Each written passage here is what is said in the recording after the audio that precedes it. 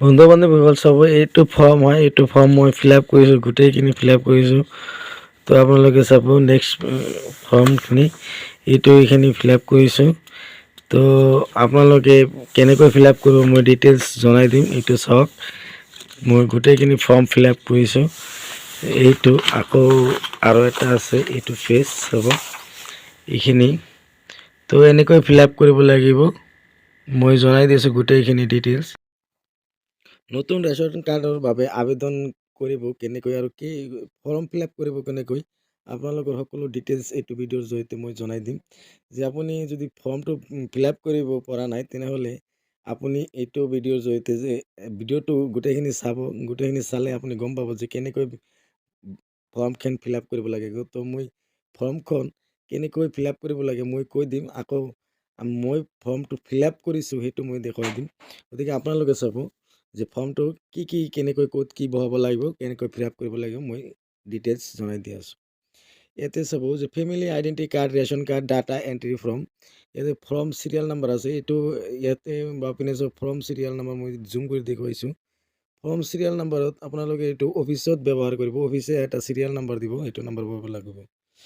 যদি আপুনি কি কাৰ্ডৰ কাৰণে এপ্লাই কৰিব বিচাৰে, ইয়াতে কাৰ্ড টাইপ বুলি আছে, কোনটো কাৰ্ডৰ কাৰণে এপ্লাই কৰিব বিচাৰে, APL, BPL, AY, MMASY, কোনটো কাৰ্ডৰ বাবে এপ্লাই কৰিব বিচাৰে সেইটো আপুনি ইয়াতে কাৰ্ড টাইপটো দি দিব। কাৰ্ড নাম্বাৰ, যদি আপুনি আগতে ৰেচন কাৰ্ড আছে সেইটো ৰেচন কাৰ্ডৰ নাম্বাৰ দিবলৈ কৈছে এইখিনিত। এইটো আপুনি কাৰ্ড নম্বৰ ৰেচন কাৰ্ডৰ নাম্বাৰটো দিব যদি আছে, যদি নাই তেনেহ'লে দিব নালাগে। First photograph of head of family, এইটো যিটো ৰাউণ্ড দেখিছে সেইটো ৰাউণ্ডত আপোনাৰ কি কৰিব লাগিব, যিটো ফেমিলিৰ হেড হয়, মুৰব্বী হয়, সেইটোৰ ফটো ইয়াতে দিব লাগিব। তো 1 নম্বৰত কি আছে চাব, particulars of the head of the family. 1 নম্বৰত যিটো আছে name of head of family, আপোনাৰ পৰিয়ালৰ মুৰব্বীজনৰ নামটো কি, এইটো ইয়াতে দিব আছে, নামটো দি দিব। আপোনাৰ পৰিয়ালৰ মুৰব্বীজনৰ নাম দিব। তাৰপিছত সেইটোৰ মাদাৰ নাম মানে মাকৰ নামটো দিব। তাৰপিছত ফাদাৰ নাম, তেওঁৰ দেউতাকৰ নাম দিব লাগিব। তাৰপিছত ছাপোজ নেম, যদি তেওঁৰ হাজবেণ্ড আছে হাজবেণ্ডৰ নাম দিব লাগিব। হাজবেণ্ড মানে ছাপোজ নেম, সেইটো আপোনাৰ হাজবেণ্ডৰ যদি থাকে তেনেহ'লে দিব লাগিব, আৰু যদি নাথাকে দিব নালাগে। তাৰপিছত দিব লাগিব ডেট অফ বাৰ্থ, তাৰমানে জন্মৰ তাৰিখ দিব লাগিব। তাৰপিছত বয়স কিমান হৈছে, আজি ডেটত তেওঁৰ বয়স কিমান হৈছে সেইটো বয়সটো দিব লাগিব। জেণ্ডাৰ, যদি মেল হয় মেল দিব, ফিমেল হয় যদি ফিমেল দি দিব। তাৰমানে মহিলা যদি হয় মহিলা দিব, পুৰুষ হ'লে পুৰুষ।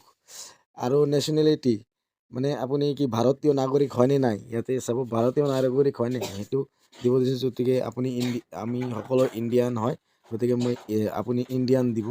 তাৰপিছত landline phone number, landline number যদি আছে দিব। তাৰপিছত মোবাইল নাম্বাৰটো ইয়াতে আপোনাৰ ফোন নম্বৰ যিটো আছে সেইটো দি দিব। তাৰপিছত বেংক AC নাম্বাৰ, একাউণ্ট নাম্বাৰটো আপোনাৰ দিব, যিটো মুৰব্বী হয় পৰিয়ালৰ মুৰব্বী যিজন এপ্লিকেণ্ট তেওঁৰ একাউণ্ট নাম্বাৰ দিব। তেওঁৰ একাউণ্টৰ ব্ৰাঞ্চটো ক'ত আছে আৰু বেংকৰ নামটো কি ইয়াতে লিখিব। যদি জব কাৰ্ড আছে জব কাৰ্ড দিব লাগিব, জব কাৰ্ডৰ নাম্বাৰটো দিব। আৰু যদি BPL আছে BPLৰ চিৰিয়েল নাম্বাৰটো ইয়াতে দি দিব। তাৰপিছত ইয়াত কি লিখিছে 1 নম্বৰত, যে প্ৰেজেণ্ট এড্ৰেছ ষ্টেট, আপোনালোকৰ ষ্টেট ক'ত ষ্টেটটো দি দিব। আৰু ডিষ্ট্ৰিক্ট ক'ত, মানে ৰাজ্যটো ক'ত, ৰাজ্যটো দি দিব। ডিষ্ট্ৰিক্ট হ'লে আপোনাৰ কি কৰিব, ডিষ্ট্ৰিক্ট আপোনাৰ জিলা ক'ত, জিলাটো দিব। আৰু চাব ডিভিশ্যনটো আমাৰ যি বৰপেটা হয়, মই বিলং কৰোঁ বৰপেটাৰ পৰা, গতিকে বৰপেটা দিব। তাৰপিছত চাৰ্কল অফিচটো ক'ত আছে আপোনালোকৰ, চাৰ্কল অফিচটোৰ নামটো ইয়াতে লিখিব। তাৰপিছত ৰুৰেল আৰবান ফ্লাইট, আপুনি গ্ৰামত বসবাস কৰে না চহৰ অঞ্চলত বসবাস কৰে, সেইটো ইয়াতে দি দিব। যদি গ্ৰামত হয় তেনেহ'লে ৰুৰেল দিব, আৰু চহৰত হ'লে আৰবান দিব। তাৰপিছত ব্লক, আপোনাৰ ব্লকটো ক'ত সেইটো ব্লকৰ নামটো লিখিব। তাৰপিছত GP, আপোনাৰ পঞ্চায়তৰ নাম দিব দিছে, ইয়াতে পঞ্চায়তৰ নামটো লিখিব। তাৰপিছত আছে ভিলেজ বা ৱাৰ্ড, আপোনাৰ ভিলেজৰ নামো দিব পাৰিব। তাৰপিছত ৱাৰ্ড নাম্বাৰো দিব পাৰিব, আপুনি যোনটো দিব বিচাৰে সেইটো দিব পাৰে। তো ৱাৰ্ড নাম্বাৰ বা ভিলেজ নাম্বাৰ দি দিব। তাৰপিছত চাব status resident one house rental, আপুনি ভাড়া ঘৰত থাকে না কি আপুনি নিজা ঘৰত থাকে। যদি নিজা ঘৰত হয় ওৱান হাউচ দিব, আৰু যদি ভাড়া ঘৰত হয় ৰেণ্টেড হাউচ দিব। নেম অফ হাউচ অনাৰ ফৰ দ্য ৰেণ্টেড হাউচ, যিজন, যদি আপুনি ভাড়া ঘৰত থাকে তেনেহ'লে অনাৰজনৰ নামটো দি দিব। লেণ্ডমাৰ্ক লোকেলিটি কলনি, আপোনাৰ ঘৰৰ ওচৰত কি আছে, মছজিদ বা স্কুল যি আছে সেইটো দি দিব। তাৰপিছত পিন নাম্বাৰ আপোনাৰ পোষ্ট অফিচৰ যিটো পিন নাম্বাৰ আপোনাৰ ডাকঘৰৰ পিন নাম্বাৰ দিব দিছে, ইয়াতে ডাকঘৰৰ পিন নাম্বাৰ দিব।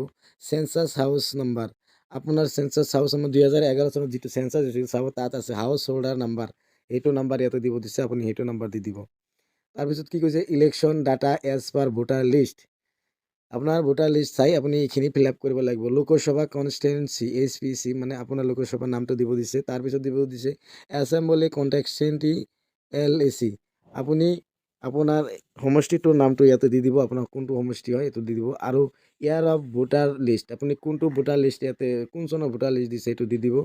তাৰপিছত কিছু নাম্বাৰ অফ পুলিং ষ্টেচন, তাৰমানে নাম্বাৰ অফ পুলিং ষ্টেচন যদি আপোনালোকে গম নাপায় তেনেহ'লে আপোনাৰ যিটো ভোটাৰ ID কাৰ্ড হয় তাত বেক পিটত লেখা আছে, চাব বেক পিটত লেখা আছে ভোটাৰ পুলিং নাম্বাৰ। আৰু ইয়াতে কি কৈছে, নেম অফ পুলিং ষ্টেচন, তাতে আপোনাৰ য'ত ভোট গ্ৰহণ কৰে, আপুনি ভোট প্ৰদান কৰে, সেইটো স্কুলৰ নাম বা ভোট ষ্টেচন বুলি কয়, সেইটো নামটো দি দিব। তাৰপিছত চিৰিয়েল নাম্বাৰ আণ্টাৰ বাই পুলিং ষ্টেচন, আপোনাৰ যিটো ভোটাৰ লিষ্ট আছে ভোটাৰ লিষ্টত চিৰিয়েল নাম্বাৰটো ওলাই যাব, আপুনি যদি ভোটাৰ লিষ্ট ওলাই চিৰিয়েল নাম্বাৰটো দিব। তাৰপিছত চাব house number of as per voter লিষ্টত যিটো হাউচ নাম্বাৰ আছে সেইটো মানে ঘৰৰ নাম্বাৰটো যিটো আছে আপোনাৰ ঘৰ নাম্বাৰ কিমান সেইটো দিব লাগিব। তাৰপিছত কি কৈছে, permanent address if present address permanent address are same, যদি আপুনি বৰ্তমান যিটো এড্ৰেছত দিছে ওপৰত সেইটো এড্ৰেছ আৰু বৰ্তমানৰ এড্ৰেছ যদি একেই হয় তেনেহ'লে কি কৰিব দিছে, ইয়াতে ৰাইট চিন ক্লিক কৰি দিব দিছে। গতিকে আপোনাৰ যদি একেই হয় আপুনি এই বক্সটো আছে বক্সটোত ৰাইট চিন ক্লিক কৰি দিব। তাৰপিছত 2 নম্বৰ লিখিছে কি চাব, প্ৰফেশ্যনেল ডিটেইলছ অকুপেশ্যন, আপুনি কি কৰে, যদি আপুনি কৃষক হয় তেনেহ'লে ইয়াতে এগ্ৰিকালচাৰ বা কাল্টিভেটৰ বুলি লিখি দিব। তাৰপিছত টোটেল এনুৱেল ইনকাম, আপোনাৰ এটা বছৰত কিমান টকা ইনকাম কৰে সেইটো দি দিব। আৰু যদি আপোনাৰ লগত LPG গেছ থাকে সেই গেছৰ সম্পূৰ্ণ ডিটেইলছ দিব দিছে, যে gas connection status available not available, যদি আপোনাৰ গেছ কানেকশ্যন থাকে তেনেহ'লে কি কৰিব, এভেইলেবল বুলি দি দিব। গেছ কোম্পানীৰ নামটো দি দিব, কোনটো গেছ কোম্পানীৰ বা LPG হওক বা ভাৰত গেছেই হওক সেইটো নাম দিব। গেছ এজেঞ্চিৰ নাম, কোনটো কাৰ পৰা আপুনি গেছটো ক্ৰয় কৰে এই গেছৰ এজেঞ্চিটোৰ নাম দিব। তাৰপিছত কনজিউমাৰ নাম্বাৰটো দি দিব, তো কনজিউমাৰ নাম্বাৰ আছে কনজিউমাৰ নাম্বাৰ দি দিব। চাব 4 নম্বৰ কি কৈছে, for existing family identity card ration card holder only, তাৰমানে আপুনি যদি ৰেচন কাৰ্ড আছে, আপোনাৰ ৰেচন কাৰ্ড যদি আছে, যদি আপুনি কোনোবা মানুহ কি কয় সদস্যৰ নাম এড কৰিব বিচাৰে, বা ছাপ'জ আপুনি তিনিজনৰ নাম আছে 2জনৰ নাম নাই, সেই 2জনৰ নাম যদি আপুনি এড কৰিব বিচাৰে এইখিনি ফিল আপ কৰিব লাগিব। কি কৈছে, নেম অফ এপি শ্বপেজ, আপুনি কোনটো ৰেচন কাৰ্ডৰ যিটো সুলভ মূল্য দোকান আছে দোকানীটোৰ নামটো দিব দিছে। তাৰপিছত কি by whom the existing family identity card ration card has been issue, কোনটো এই ৰেচন কাৰ্ড নাম্বাৰটো দি দিব পাৰে। তাৰপিছত কি কৈছে, এইটো যিজন মানুহৰ আপুনি সদস্য সোমাব সেইজন কি কৈছে এইখিনি দিব দিছে, যে এটেচ ইনক্ল'জাৰ এইখিনি ডকুমেণ্টছ দিব লাগিব। কপি এক্সিষ্টিং ৰেচন কাৰ্ডটো আপোনাৰ ফটো ষ্টেট কপি দিব লাগিব। 2 নম্বৰ details particulars of family members in Annexure 1, Annexure 1 যিটো ফৰ্ম আছে সেইটোখিনি লিখি ইয়াতে জমা দিব লাগিব। Annexure 1 ফৰ্মটো ফিল আপ কৰিব লাগিব। তাৰপিছত 3 নম্বৰত দিছে যে copy of birth certificate of minor member, যদি 10 বছৰৰ তলত হয় জন্মৰ যিটো চাৰ্টিফিকেট সেইটো দিব লাগিব। তাৰপিছত 5 নম্বৰ কৈছে for new family identity card ration card applicant, যদি সম্পূৰ্ণভাৱে নতুনকৈ আপুনি আবেদন কৰিব বিচাৰে তেনেহ'লে এইখিনি ফিল আপ কৰিব লাগিব। আৰু যদি আপোনাৰ এই ৰেচন কাৰ্ড নাই গতিকে এইখিনি ফিল আপ কৰিব নালাগে, 4 নম্বৰ যিটো অপশ্যন আছে এইখিনি ফিল আপ কৰিব নালাগে। যদি 5 নম্বৰত আপুনি নতুন একবাৰে আপোনাৰ ৰেচন কাৰ্ডেই নাই গতিকে এইখিনি ফিল আপ কৰিব লাগিব। For new family identity card ration card applicant, details particular about place of birth of the applicant, এপ্লিকেণ্টৰ যিখিনি ডিটেইলছ এইখিনি ফিল আপ কৰিব লাগিব। ষ্টেট মানে ৰাজ্য, আপোনাৰ ৰাজ্য, ষ্টেট মানে জিলা ক'ত, জিলাটোৰ নাম লিখিব, চাব ডিভিশ্যনৰ নাম লিখিব, চাৰ্কুলাৰ নাম লিখিব। তাৰপিছত ৰুৰেল আৰবান, গাঁও পঞ্চায়ত গাঁৱত না চহৰত বসবাস কৰে। তাৰপিছত ব্লক দিব দিছে, ব্লকটো দি দিব। GP নেম আপোনাৰ পঞ্চায়তৰ নামটো দি দিব। ভিলেজ ৱাৰ্ডৰ গাঁও বা আপোনাৰ যিটো ৱাৰ্ড নাম্বাৰ আছে নাম্বাৰটো দিব পাৰে, বা আপোনাৰ ভিলেজৰ নামখিনি দিব পাৰে। Since when the applicant reciting his parents' address and the money is mentioned in the paragraph 1 above, please satisfy of the year. এইখিনি ঠিক নে সেইখিনি ঠিক সেইখিনি কোন চনৰ পৰা এইখিনি দিব দিছে ঠিক নে নাই। তাৰপিছত ডকুমেণ্টছ কি লাগিব নতুনৰ ক্ষেত্ৰত চাব। Documents required to include along the with the is from details particular family members in annexure 1। এনেক্সাৰ 1খিনি আপোনালোকে ফিল আপ কৰিব লাগিব। Must be copy of birth certificate যদি 10 বছৰৰ নিচত হয় তলত হয় তেনেহ'লে জন্মৰ চাৰ্টিফিকেটটো মাইণ্ডৰি জন্মৰ চাৰ্টিফিকেট দিবই লাগিব। আৰু যদি 10 বছৰৰ ওপৰত হয় তেনেহ'লে আধাৰ কাৰ্ড দিব পাৰে। Certificate copy of regular page of voter list 2008। আপোনালোকৰ 2008ৰ যিটো চাৰ্টিফিকেট ভোটাৰ লিষ্ট আছে সেই ভোটাৰ লিষ্টখন দিব লাগে। যদি দিব পাৰে দিব। Copy of tax pay land revenue first pay receipt. মানে আপোনাৰ যদি কি কয় মাটিৰ খাজনা ৰচিদ থাকে সেইটো দিব পাৰে যদি দিয়ে। তাৰপিছত 5 নম্বৰ কি কৈছে surrender certificate of ration card family identity card or non-availability certificate from the FCA authority where the applicant was previously registered. 6 number কৈছে address proof resident PAN card block bank passbook post office passbook municipal holding receipt electricity bill মানে আপোনাৰ যিকোনো ইয়াৰ পৰা এটা থাকিলেই হ'ব। সেইটোখিনি দি দিব এটা দিলেই হ'ল। এড্ৰেছ প্ৰুফ হিচাপে আপুনি যিটো দিব বিচাৰিছে এইখিনি পৰা এটা দিলেই হ'ব।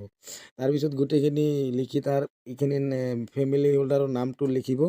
ফেমিলি হোল্ডাৰৰ নামখিনি লিখি ইয়াতে চহী কৰিব লাগিব। Signature in of full of the head of family ইয়াতে চহী কৰি দিব। তাৰপিছত এনেক্সাৰ 1 চাব। এইটো হ'ল এনেক্সাৰ 1। এনেক্সাৰ 1ত আপোনাৰ কি কৈছে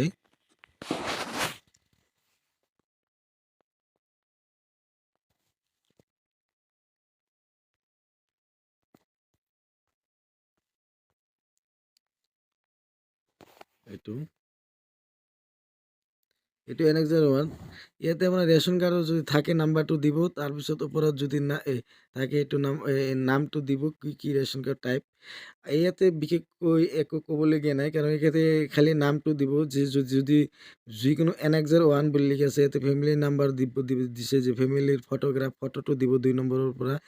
যিখনজন মানুহ সেইকেইজনৰ নাম ইয়াতে লিখিব যে name of the family members নামটো লিখিব। তাৰপিছত মেল নে ফিমেল তাৰপিছত ডেট অফ বাৰ্থ লিখিব জন্মৰ তাৰিখ বয়স লিখিব। এইখিনি লিখি ফাদাৰ মাদাৰ এইখিনি তাৰপিছত ছাপোজ নেম ৰিলেশ্যন টাইপ কি তাৰ লগত সম্পৰ্ক কি এইখিনি লিখিব লাগিব। এইখিনি বিশেষ একো ক'বলগীয়া নাই। এইখিনি বুজিয়ে পাইছে আপোনালোকে সকলো ডিটেইলছ যে যিজন সদস্যৰ নাম ইয়াতে দিব সেইজন সদস্যৰ নামটো ইয়াতে লিখিব লাগিব। তো চালে আপোনালোকে। তো এতিয়া 4 নম্বৰত কি কৈছে 4 নম্বৰত আপোনাৰ নামটো লিখি 4 নম্বৰত ফটো দিব লাগিব। ফটো দি ফেমিলি যিটো আছে ফেমিলি হেড যিজন সেইজনৰ ফটো দিব লাগিব। ইয়াতে চহী কৰিব লাগিব। তাৰপিছত যদি এক্সিষ্টিং কাৰ্ড মানে ৰেচন কাৰ্ড থাকিলে ইয়াতে নাম্বাৰটো দিব কি টাইপৰ ৰেচন কাৰ্ড ইয়াতে দি দিব। ৰেচন কাৰ্ডৰ ফটো দিব লাগিব। তো এইখিনি গোটেইখিনি দি ইয়াতে চিগনেচাৰ কৰি ফটোখন আৰু এই ডকুমেণ্ট সহকাৰে গাঁঠিলে পঞ্চায়ত জমা দিব লাগিব। তো ধন্যবাদ। যদি এইখিনি ভালকৈ বুজি পোৱা নাই মোক কমেণ্টছ কৰিব। মই জনাই দিম কোনটো বুজি পোৱা নাই। আপোনালোকে কমেণ্টছ কৰিব মই জনাই দিম। আৰু মই ফিল আপ কৰিছোঁ এটা ফৰ্ম সেইটো ফৰ্মটো মই দি দিম। কিন্তু আপোনালোকে এই ফৰ্মটো মানে সকলো ডিটেইলছ দিয়া থাকে। তো এইখিনি দিব নোৱাৰিম। তো আপোনালোকে বুজাই দিলেও আপোনালোকে এনেকৈ লিখিব পাৰে। Thank U.